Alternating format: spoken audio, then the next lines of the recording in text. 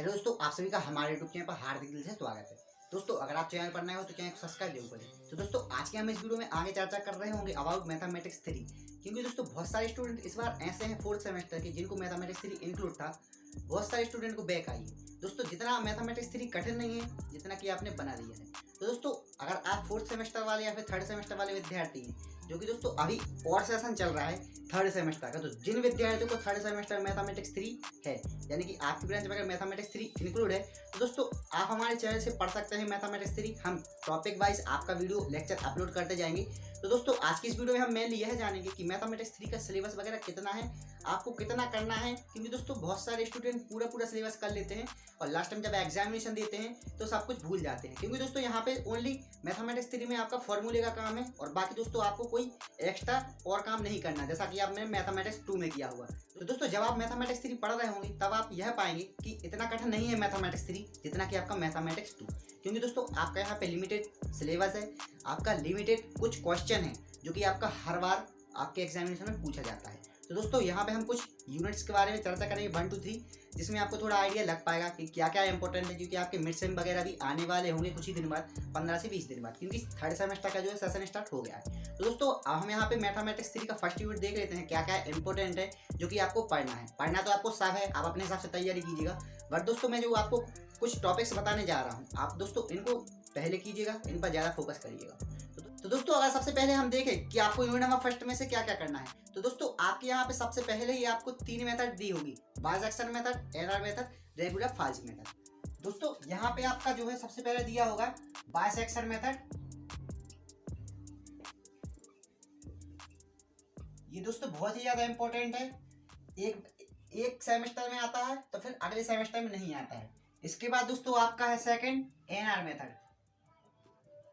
दोस्तों NR method को हम न्यूटन रिएक्शन मेथड भी जानते हैं। इसके बाद आपका आता है third is regular false method.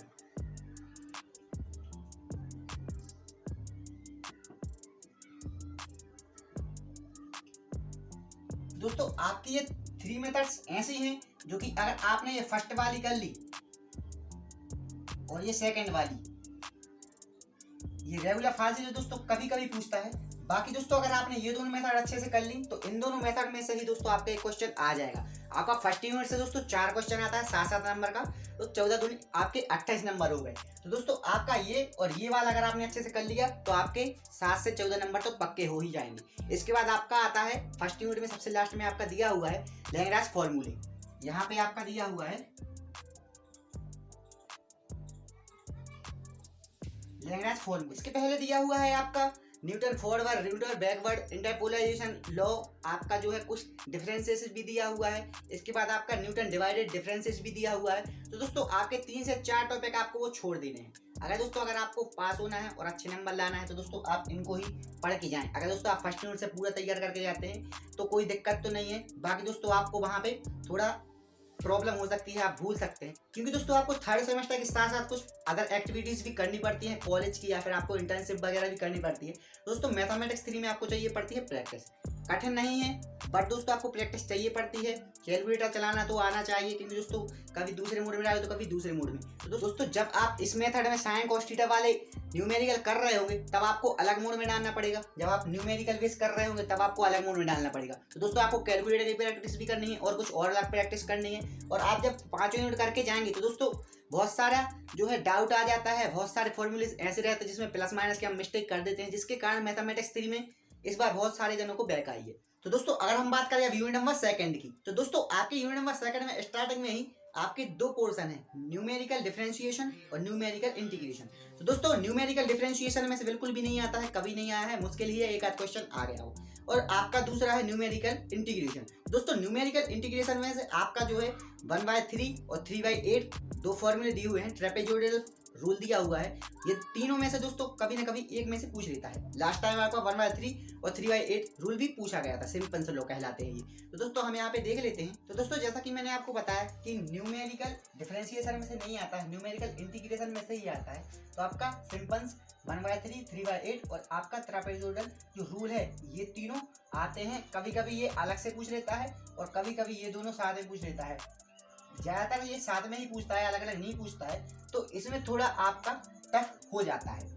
तो दोस्तों आपको 3/8 और 1/3 की अच्छे से प्रैक्टिस करनी पड़ेगी। अब दोस्तों इसमें कुछ और आगे मेथड हैं जो कि और इम्पोर्टेंट है, इनसे भी ज़्यादा।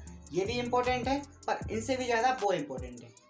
वो है आपका solution of simultaneous linear algebraic equation. इसके साथ अंदर आता है आपका Gauss Seidel method, Gauss elimination method और इसके बाद आपका आता है relaxation method, Gauss Jacobi method. तो दोस्तों ये आपकी अलजेब्रिक साइमल्टेनियस कुछ इक्वेशंस हैं, यानी कि कुछ फॉर्मूलेज हैं। तो दोस्तों ये 4 मेथड हो गई, 1 2 3 4। ये 4 मेथड है जो गॉसेस एलिमिनेशन मेथड, जॉर्डन, फ्रेडियल एंड जैकोबी। दोस्तों इन चारों में से सबसे ज़्यादा ये वाली और ये वाली पूछी जाती है।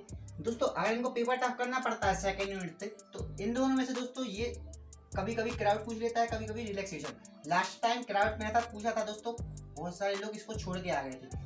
पिछली बार का जो है 4th सेमेस्टर का जो पेपर आया था थोड़ा टफ कर दिया था, तो क्राउड मेथड जो है पूछ लिया था। तो दोस्तों क्राउड मेथड थोड़ा बड़ा है, इसका फॉर्मूला भी बहुत बड़ा है, तो दोस्तों इसमें बहुत सारे विद्यार्थी कंफ्यूज हो जाते हैं। बाकी दोस्तों आप ये 3 और ये वाली 2 मेथड कर लेते हैं तो आपका सेकेंड यूनिट तैयार हो जाता है। दोस्तों यहाँ तक कि मैं आपको बता दूं कि अगर आप फर्स्ट यूनिट और सेकेंड यूनिट मैथमेटिक्स 3 में अच्छे से कर लेते हैं तो दोस्तों आप अच्छे नंबर ला सकेंगे, ए से बी ग्रेड के समथिंग आपका ग्रेड आ जाएगा। तो दोस्तों अब हम चलते हैं हमारे नेक्स्ट यूनिट की तरफ, थर्ड यूनिट की तरफ। दोस्तों जब आप यूनिट नंबर 3 को तैयार कर रहे होंगे तब आपको बहुत ही मजा आने वाला है, क्योंकि दोस्तों इसमें 2 से 3 आपके इक्वेशन है, 2 से 3 आपके फॉर्मूले हैं जो कि बहुत ही इंटरेस्टिंग है, करने में मजा भी आता है। दोस्तों आपके यूनिट नंबर 3 में 2 पार्ट है मेनली।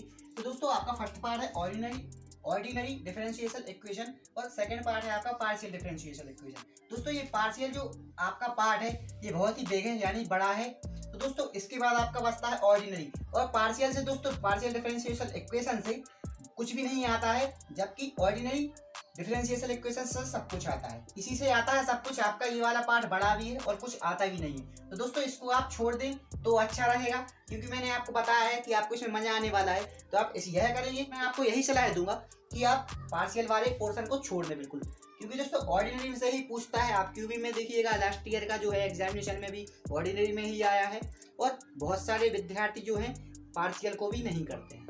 अब इसके बाद ऑर्डिनरी में क्या क्या पूछा जाता है आपका, तो दोस्तों आपका ऑर्डिनरी में पूछा जाता है यूलर मेथड्स, आपका टेलर सीरीज मेथड जो कि आपने 12th क्लास में भी पढ़ा होगा। इसके बाद आपका फर्स्ट या फिर सेकंड सेमेस्टर में रहा होगा मैथमेटिक्स 1 2, तो उसमें भी आपने पढ़ा होगा। दोस्तों टेलर मेथड तो आपसे बन ही जाएगा। इसके बाद आपका आता है यूलर मेथड। यूलर मेथड में आपको 2 स्टेप करने पड़ते हैं, ये भी इंपॉर्टेंट है। इसके बाद इसी का updated version Euler modified method, इसमें आपको 4 स्टेप करने पड़ते हैं। 2 स्टेप तो आप कर ही आए हैं, इसके बाद आप इसके 2 स्टेप और आगे कर देंगे तो आपके होगा टोटल 4 स्टेप। ये भी इंपॉर्टेंट है। तो दोस्तों ये दोनों आप इनमें से आप ये कर लेते हैं तो आपसे ये बन ही जाएगा, ऑब्वियसली बात है। इसके बाद आता है आपका RK4, जिसको हम रंगी कुत्ता मेथड कहते हैं, 4th ऑर्डर की। इसको दोस्तों हम सेकंड थर्ड बोलते हैं, इसको हम बोलते हैं 4th। RK4 के दोस्तों 90 से ज़्यादा % चांस रहते हैं कि RK4 ही पूछा जाएगा, रंगी कुत्ता 4th ऑर्डर मेथड। दोस्तों ये आपका जो 3 मेथड बताया है मैंने ऑर्डिनरी डिफरेंशियल इक्वेशन में, अगर आप ये कर लेते हैं तो आपका 3rd यूनिट तैयार। दोस्तों RK4 मेथड के बाद आपकी 2 मेथड और बचती हैं, जो कि आपका है मिलनेस मेथड, और इसी का दोस्तों रिलेटेड मेथड है आपका एडम्स मेथड। दोस्तों ये दोनों मेथड कभी कभी पूछता है। लास्ट टाइम मिलनेस मेथड पूछा था, जो कि पेपर को टफ बनाना पड़ता है तो ये पूछ लेता है। बाकी दोस्तों ये 3 अगर आप अच्छे से कर लेते हैं तो मैंने आपको बताया है कि आपको मैथमेटिक्स 3 करने में बहुत ही मजा आने वाला है। तो दोस्तों आपको मैंने यहाँ पे फर्स्ट बता दिया, सेकंड यूनिट बता दिया, 3rd यूनिट बता दिया। 4th और 5th की पार्ट 2 में चर्चा करेंगे, क्योंकि दोस्तों 5th यूनिट तक अगर मैं आपको बताऊंगा तो आप पूरा वीडियो देखोगे ही नहीं, क्योंकि वीडियो थोड़ा लंबा हो जाता है। तो दोस्तों आई थिंक वीडियो पसंद आया होगा, कुछ ना कुछ आपको इन्फॉर्मेशन मिली होगी, आपको आइडिया लग पाया होगा मैथमेटिक्स 3 के बारे में। जितना कठिन है नहीं, जितना कि आप बताते हैं, जितना कि आप बनाते हैं। तो दोस्तों अगर आप चैनल पर नए हो तो चैनल को सब्सक्राइब जरूर कर दे। वीडियो कैसा लगा, क्या मिस्टेक है, कमेंट करके जरूर बताएं। Thanks for watching.